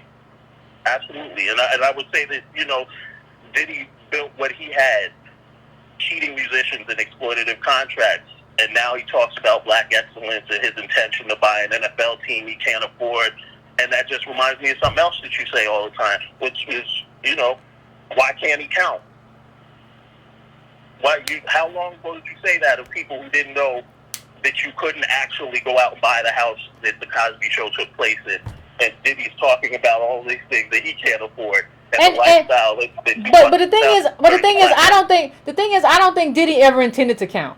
Like Diddy knew he couldn't buy that team, But he just wanted to put it out there because he knew black people would cheer him on and be like, at least he's trying. Like, I have never seen a more, like, in terms of the ability to manipulate black people over decades, nobody's better at it than Diddy. He had no intention of ever really seriously trying to buy that. He knew he couldn't do it, but he knew that he could get attention. He knew that he could get a lot of press in the media, and he knew that black people would be like, I love Diddy because at least he's trying. Now, at least you're being manipulated. That's it. That's definitely true. That's all I had to say. Thank you very much. Appreciate you, caller. I appreciate you. Thank you for calling in. I'm going to 202. 202, I'm coming to you now. Uh-oh. What's going on? What's going on? What's going on, Alexander? Yvette, you still messing with Kanye? You gotta leave Kanye alone. I don't leave nobody alone. There's no quarter. There's no safe quarter with me. Nobody is safe. You can't. Look. All right, so here's the thing. All right, so we first have to realize that some people live their entire life without an original thought. Yeah, that's true. Some people live their life without an original thought. And remember, Yvette, everybody telling Kanye you need to read a book. Remember, just because you can read does not mean you can comprehend. It doesn't mean you can comprehend. Let me give you a little example. Here's a little example. Listen to this quote. Excellence is never an accident. It is always the result of high intention, sincere effort, and intelligent execution. It represents the wise choice of many alternatives.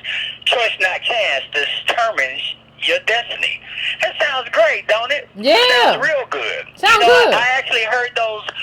It sounds good. Those words were actually, I watched a black man give those words to the graduates of an HBCU. Ooh. And everybody cheered.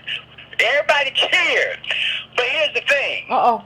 Those words were uttered by a white man who believed in the concept of natural slavery. Oh. He believed in natural slavery, which meant that some people are ordained by God to be in slavery and some people are ordained to be over them. So what does it say about the black man who uttered the quote? He knew how to read, Yvette. Uh-oh. He didn't know how to comprehend. So people who know how to read but don't know how to comprehend, they're like Clayton Bigsby from, I think that's the people who say Clayton Bigsby from Dave Bigsby, Chappelle, yeah, Dave Chappelle. black man. Yeah, Clan. Yeah, they blind white supremacists. They like Candace Owens, you know? Or better yet, Candace, she like Condoleezza Rice, who Jeremiah Wright said during the peak of all that war and stuff with Iraq and Afghanistan, Jeremiah Wright said Condoleezza Rice ain't nothing but a pawn, a political pawn in a treacherous game that's way over her nappy head. So she could never really conceive. Why I gotta be nappy? I like my nappy head. And Dark Cheney, Dark Cheney were doing, because she didn't understand the game that was being played, that had been played long before people like her were ever allowed to be in that position. Now, here's the kicker. Here's the kicker. We invest so much in black celebrity because we want to be like them. We want to be like them, and we think that we can buy a ticket out of blackness. It's escapism. But here's the problem.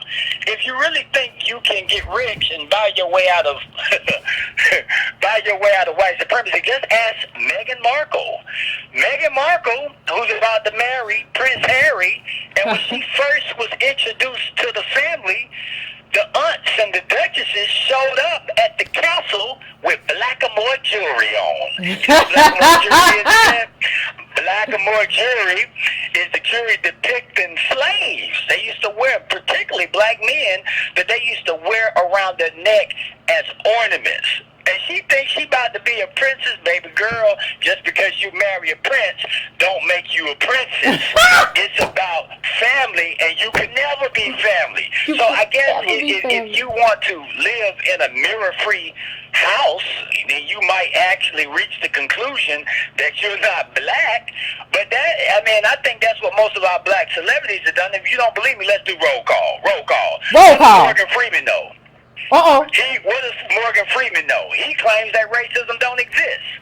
What does Denzel know? Denzel say it ain't racism, Yvette, it's culture. Yep, it's our fault. What does Spike Lee and Michael Jordan know? All they did was get rich selling $300 pair of tennis shoes that black kids in ghettos killed each other for. What does Diddy know? All he did was peddle oversample music and make overpriced clothes made in sweatshops, and when asked about it, said business is business. What does Chris Rock and Dave Chappelle know? All they did was get multi-million-dollar deals with Netflix while ignoring the prospect of helping another black comic get paid like Monique when, what's her name, Octavia Spencer had a white actress help her get paid. Are you saying, Alexander, a white actress did more for a black woman than these black men? What does Bill Cosby know? All he did was tell black people to pull their pants up, Yvette, when it was him walking around with his pants down all them years. And oh my God. Oh my God. And what does Oprah Winfrey know? All she did was become a billionaire running away from blackness, then came back to blackness when she needed black people to build her network, all while speaking down to hip-hop artists for using profanity, using the word nigger, and criticizing them for misogynistic lyrics while ignoring her best friends, Shonda Rhimes and Lee Daniels, who was peddling misogyny and bedwitchism and scandal, how to get away with murder and empire. Let's roll call, baby. Roll call. Here's the real irony. Here's the real irony, Yvette. All of them people who I just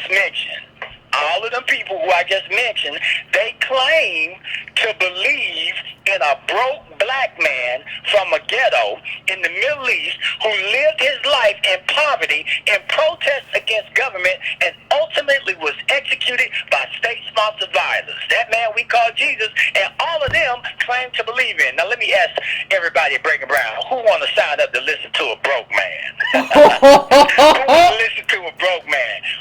See that when you got money, you ain't got to argue with people because money is quiet diplomacy. You ain't got to argue with nobody. And here's the thing: white people, what they don't really realize is that white people are the engine behind all of it. Because if we are really going to get serious about doing what you're pushing us to do, who's down with divesting our socio-political portfolio from black celebrity? Who's down with that, Yvette? Anybody down with that? Anybody down with that? Like watching them on TV? Anybody down with that? I don't know if we. I'm down looking like at the that. chat. You don't have to argue if you got. You ain't got to argue if you ain't got money. So you got white people who not only did they create our hell, but they actually created the medication, the weed, the cocaine, the heroin that you're gonna need to be able to navigate the hell that they created for you in the first place. So they financing it all the way around, Yvette. Your hell is being financed by them. So what's the solution? I'm in it. Let me get off this. I'm in it. Whew. I ain't got no solution. 400 years of oppression, ain't nobody got a solution. They telling you they lying, but what I can tell you to do is how to spot a truth teller from a faker. And that is when you see people who are speaking to the individual versus speaking to the systems that oppress the people the individuals live under. Group, Yvette, group versus the individual. And I think you hit on that very important. We need to start talking more about that. And I think when you give people that contrast, people like Kanye will automatically be shut down because black people will stop buying what they selling. Oh, woo-wee! Thank you, Alexander. You done set everything on fire. You done set everything on fire this evening. I appreciate you. Good God. Like, listen, Alexander said he a fatalist. But what he said was, if you want to move in the direction, you got to start going with people who talk about groups versus individuals. All this stuff about I got mine, you got to get yours, and all that stuff we heard in the 90s, early 2000s, that's garbage. Throw that in the trash. I got to take a break. Like Alexander's stuff was so deep. I got to take a break. Woo-wee! Systems of oppression, not individual. These are keys for understanding when you are being conned. Please understand that. Okay. Woo. I'm going to go to another friend of the show. 310, I'm coming to you. Ooh. Hey, what up, y'all? What's going on, Tom? I can't take it. I don't even plan on calling in. Can you pull that image up again with Which one? with Kanye on the Lonely Hill on the grassy knoll or something? You talking about the one where he out there in the woods? The one where he on top of the place where Lord of the Rings was taped. The place where Charlemagne's dreams come true. Can you pull that up for me? Yeah, I got it up. Why are you pulling that up? Why are you pulling that up? Let me say this.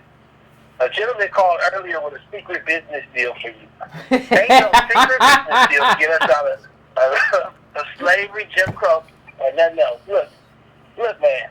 I'm going to say this to you and to everybody else listening. I just did a 67-page report with Sandy Derrick, one of the leading economists in the whole nation on economics. He agreed with Yvette, and he agreed with me, and that's why we did the report. What you're talking about that we need industry is saying we don't need America to be America.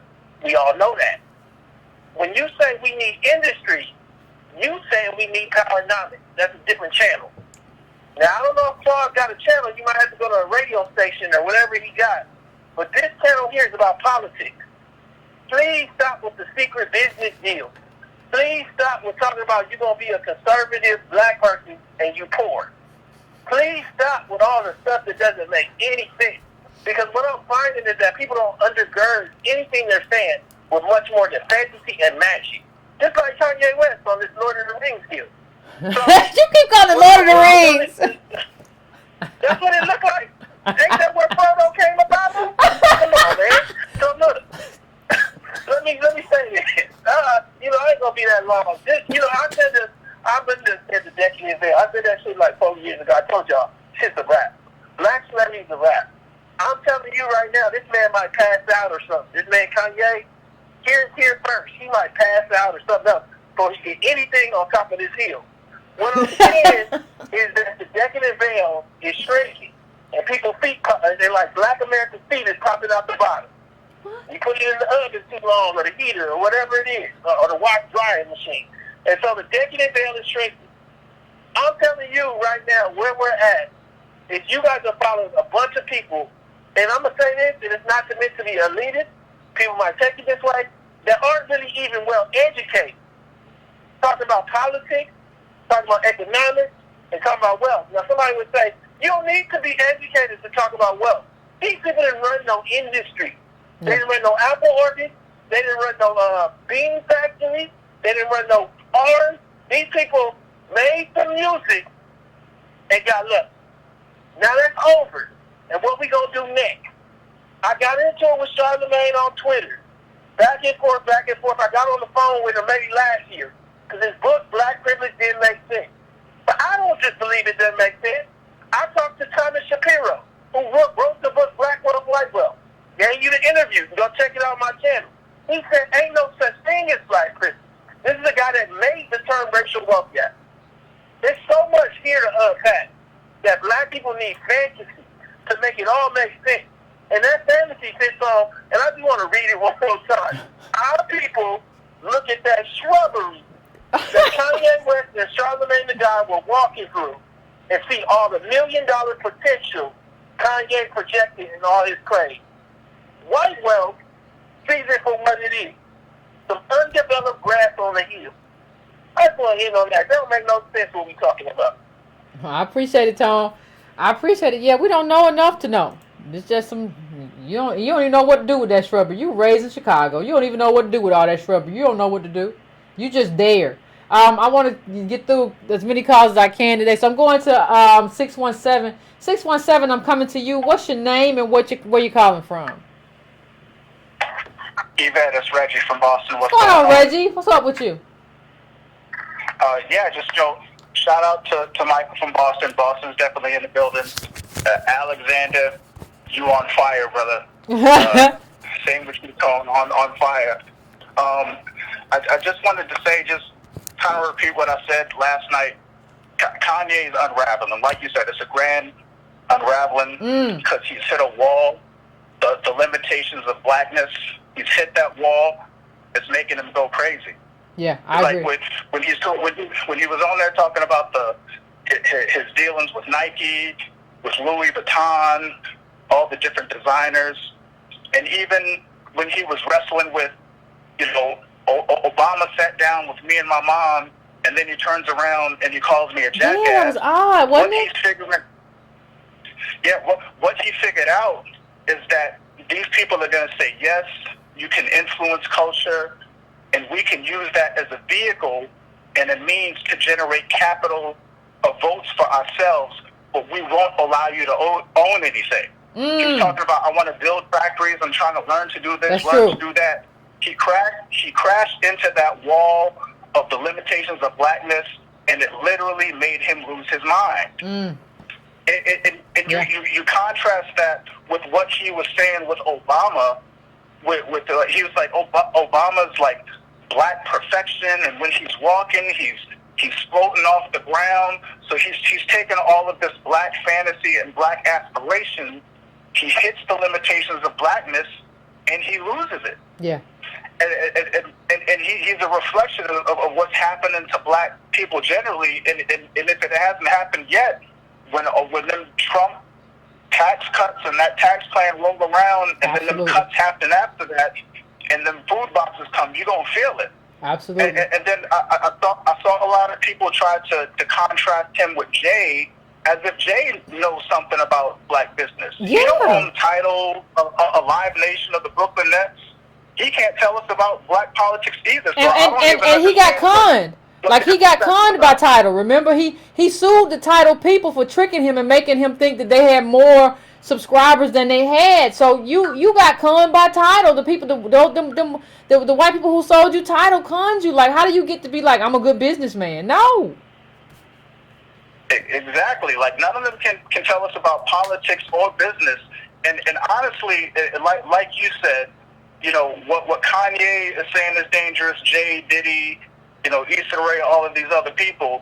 The real danger is how we are emotionally invested in these people. It says a lot more about us as black people that we're, like you said before, we're investing all of our social capital in these celebrities. And what I found really interesting about the interview is more proof that Charlamagne is trash. He doesn't know how to give interviews. Because I noticed that Kanye was saying, I had to go away for a year so I could learn something. But Charlamagne, he didn't know enough to ask him, Kanye, what did you learn? What did you read? Who did you talk to? How did you come to these conclusions, and what are you basing it on? And every question about Trump, he let Kanye dodge it. He's like, oh, it's all about love. He should have pinned him down. He should have said, Kanye, do you agree with him sending his Attorney General, Jeff Sessions, out there to re-prosecute the war on drugs? How do you feel about that? You see what I'm saying? Like, how do you feel about sending your HUD Secretary, Ben Carson, out there to triple the rent for poor black people? And then he goes on to talk about economic empowerment and buying stocks and property, and like Tone said, going out to we dealt with all that in the paper. Yeah. Like, this guy really does not know enough. Yeah. And just to kind of touch on what a couple of the first callers were saying, like, I'm black Republican, I'm black conservative. Again, it's not about Democrat or Republican. It's about a black agenda, and people want to say, like you said, you can't just flip to the other side, because even if you take what the Republicans are saying on their face, like let's take taxation for example. They say we want to lower taxes. Lower taxes for who? Black people are disproportionately taxed, especially with Trump's new tax plan coming in. Amazon, GE pay no taxes, but you want to talk to me about industry when their profit margin is from taxes and subsidies coming from the government. Yeah. These guys don't know enough to talk to me. You're talking about Republicans are business friendly. Whose businesses are they friendly for? Absolutely. You're talking about small government regulations and all of that. But it's big government over here where I'm from. There's police on the street. There's regulations that, you know, are prohibitive for us, you know, in fees and fines and all of this, that people in our wealth position simply cannot afford. And I know what I'm talking about. I own a business. I know the fees are involved. With black people who own businesses who have $8 in wealth, you can't even pay the fees to start your business. What are you talking about? Yeah, I agree, Reggie. I agree. And when they want to talk about religious values, like Republicans talk about religious values, but you forget about when Jesus said, "What you do to the least of these people, you've done unto me." Well, they forgot that. You see what I'm saying? And we forgot it too. And I want to thank you. I'm gonna try to get to some other calls, Reggie. I'm gonna have to let you go, but you on all cylinders tonight, brother. You on all cylinders. And I appreciate you as always. I appreciate you calling in. I appreciate it. Yeah. I'm going to 646 right now. 646. What's your name and where you calling from? Hey, this is Elvis the Chef from New York City. What's going on, my chef? How are you? Pretty good. Oh man, Alexander was doing this thing today. The last caller did this thing as well. Yeah. I thought a lot about Alexander when he called up about a month ago, and he said that the dolphins are born in a certain way, running away. I remember that. They learn how to. Yeah. Yeah, and it stood with me. And then I thought about Kanye when he was talking about how 400 years, which is more like 260 years. Yeah, it was weird. How he's saying how it's like it was a choice. Like I've heard this before. I've heard black men speak about like as if it was like no mind control, and there was no, like they weren't born into it. No one is talking about the Indian girl who's raised in India to pick up feces, and that's how she's born into that. Yeah. They're not saying, why doesn't that Indian girl fight back?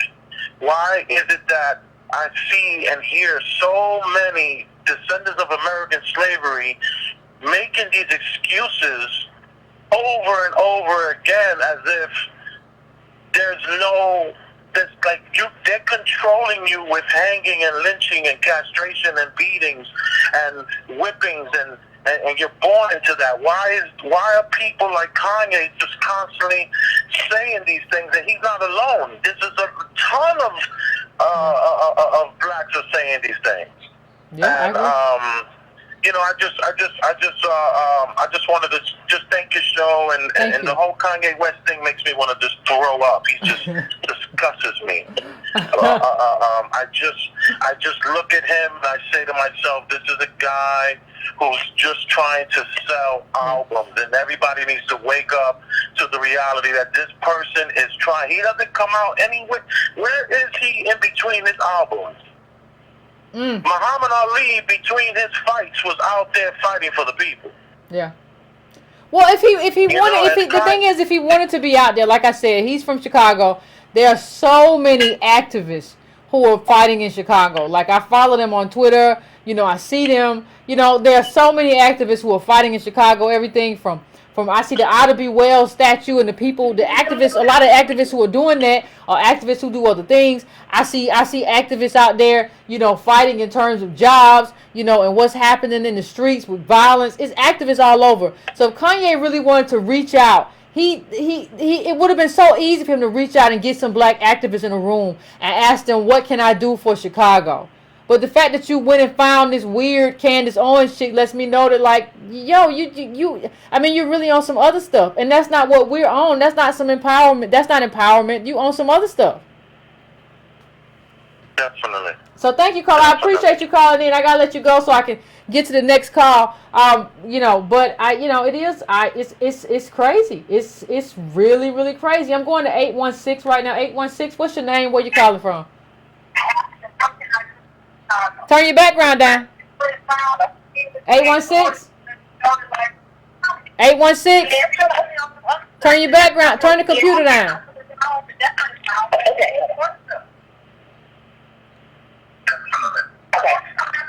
Turn it down. I'm going to count down to 5. Okay. Okay, what's on your mind? Okay, can you hear me? Yep. All right. Okay. I am one of those people that is with Kanye. I understand where he was coming from saying 400 years. Come on now. 400 years, even now, we got a lot of people that's not fighting back, and it's being 400 years and change. What are you talking about? Said, what are you talking about? Well, first of all, we weren't slaves. We weren't chattel slaves for 400 years. So first of all, Kanye West doesn't even understand like the number of years that we were chattel slaves. But like, do you really understand that we did fight back? Do you really understand that we got guns and we won and we lost? Do you really understand how many times we fought white people and we are the minority? Do you really understand that when you say 400 years? Have you really accessed the information? Please don't play with me. Yes, I have. And with that being said, we're still fighting today, and I can understand that.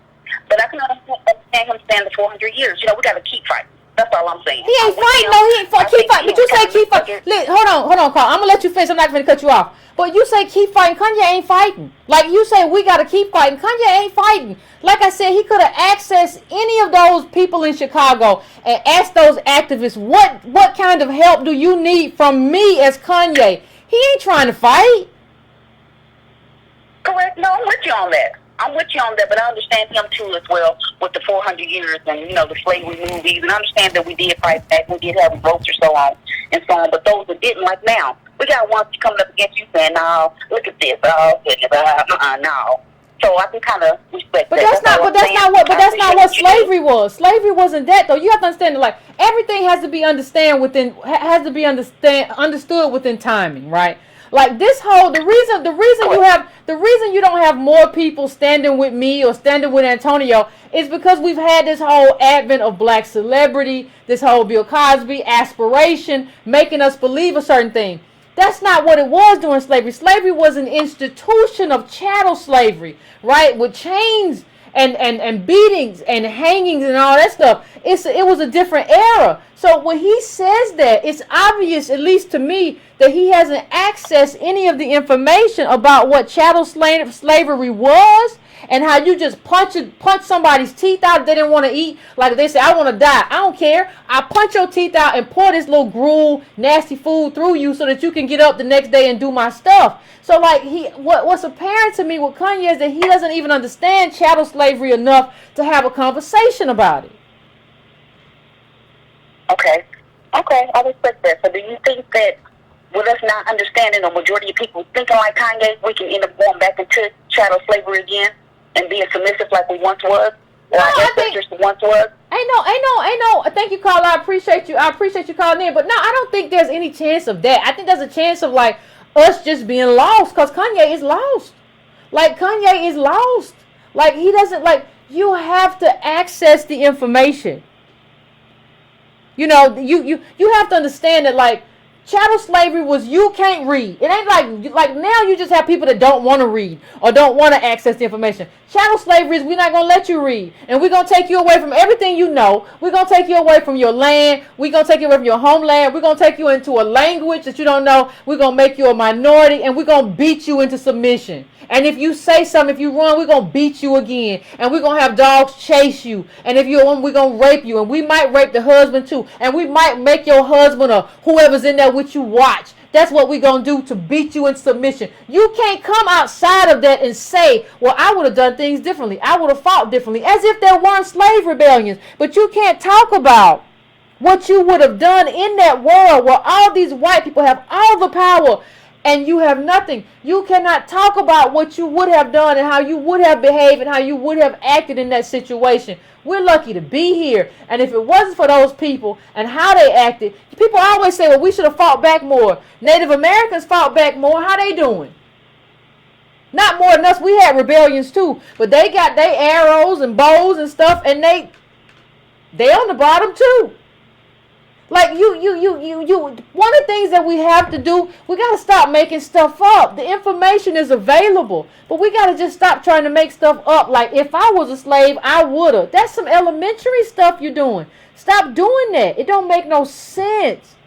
And we got to stop. We got to stop giving these people chances. Like I know where Kanye's coming from. That's why I went off on her. You can't just say I understand where Kanye's coming from. Kanye's had more than enough time to access all the best academics, all the best books, all the best activists, all the best people out there doing the work, and he chose not to do it. That's a choice, Kanye, and you got to bear the consequence of us deciding that we're not going to be with you no more, that we done had enough of you. So I'm going to 757 right now. 757, what is your name? Where you calling from? Hello, my lady. Hello. What's going on, Otis? Look, let me ask you something. Sure. If you put up your little business and no handouts from government, and they decide they want to change that street and use eminent domain, are you at the mercy of government? I'm at the mercy of government. If you don't want government in your life, can you do what Donald Trump has done? He has some shares in a gambling casino up in Connecticut area. The Indians up there trying to open another one. Do you know what Trump did? What did he do? He got Sinky them to hold up the permit for them after Obama administration had approved it, and now the Indians can't open their casino. So what he do? He puts them in court, so they have to fight it for 10 or 15 years, and his casino will still continue to prosper. Not with no money. I can't do that with no money. I ain't got the money to fight nobody 10, 15 years. I can't fight you for 3 months. Let me ask you this.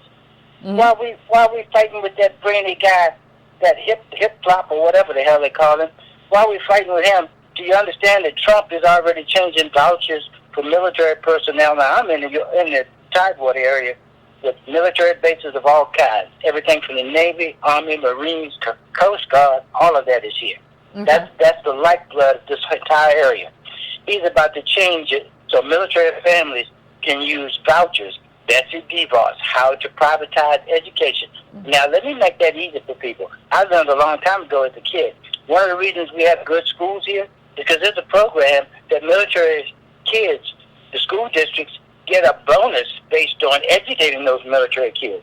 What do you think happens when they change these vouchers to parents of military people can get a voucher from $2,500 to $4,500 and put their kids in private school?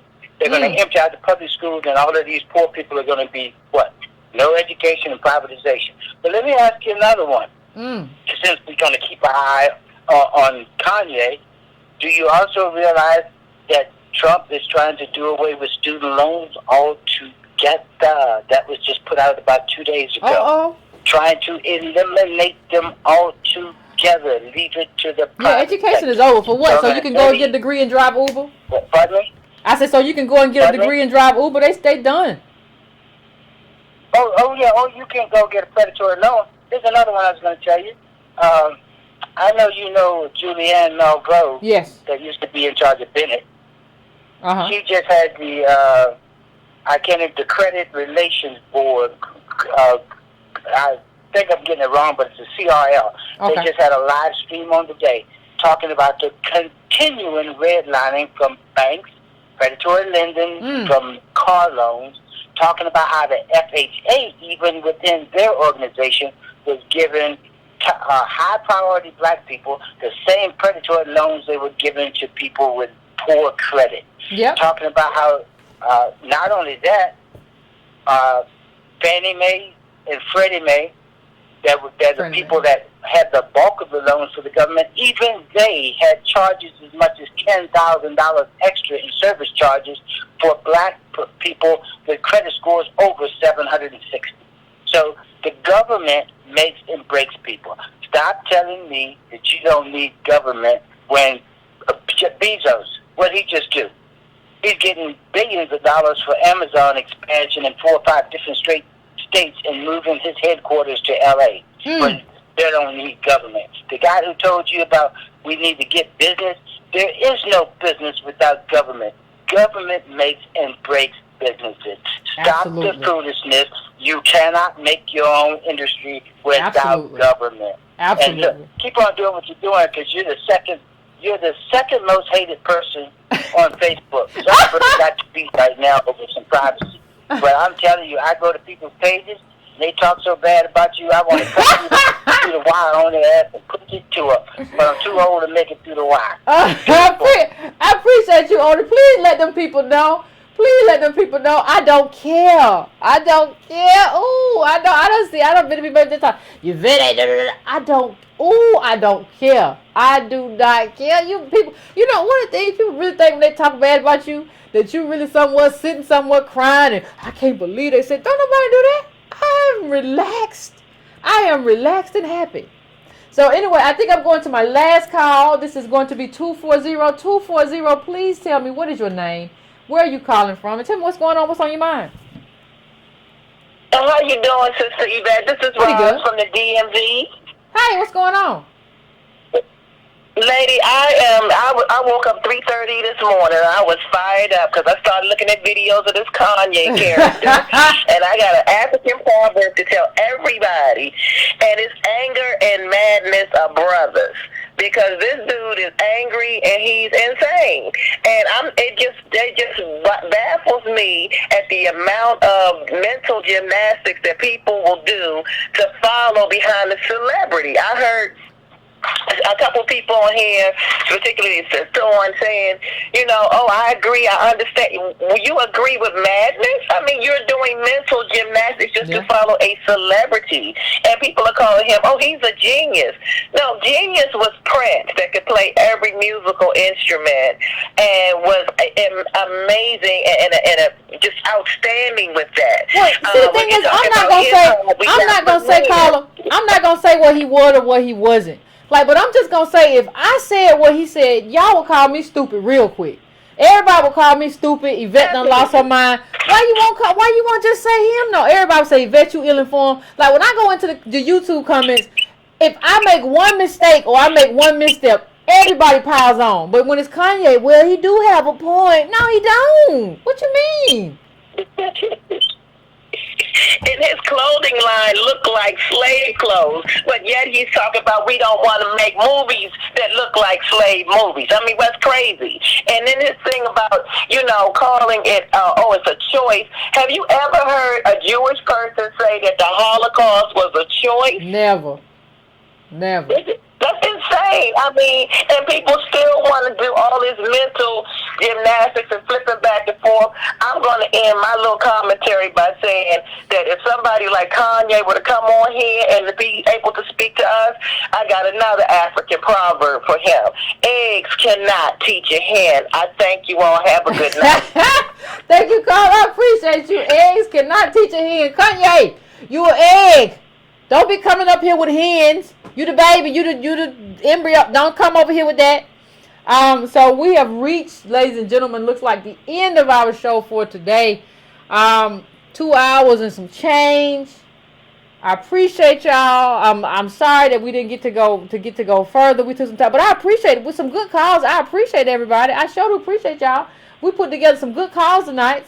We had some people kind of go a little left, but we got some good concise calls, and we're gonna keep doing it that way. That way, if we do it that way, I can take more calls and take more people at the end of the day. And I apologize to everybody we didn't get to your call, because I know a lot of people wanted to talk about Kanye. Let you go, but I apologize for we didn't get to you. But yeah, I think this is a better way to do it. And we will talk again Monday, ladies and gentlemen, about, I hope Kanye don't say nothing else, but if he do, we're going to be here to talk about it. So, Breaking Brown fam, please like, please subscribe, please share with your friends, please hit that bell so that you get a notification when we go on, and set it up right and all that good stuff. And we will talk again soon. Thanks, fam.